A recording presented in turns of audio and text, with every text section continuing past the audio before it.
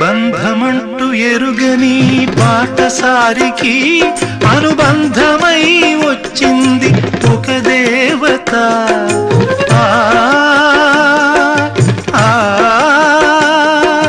ఆ బంధమంటూ ఎరుగని బాటసారికి అనుబంధమై వచ్చింది ఒక దేవత.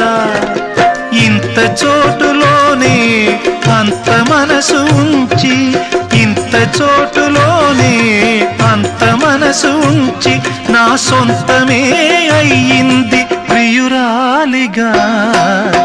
ముద్దబంతి నవ్వులో మూగ బాసలు, మూసి ఉన్న రెప్పలపై ప్రేమ లేఖలు.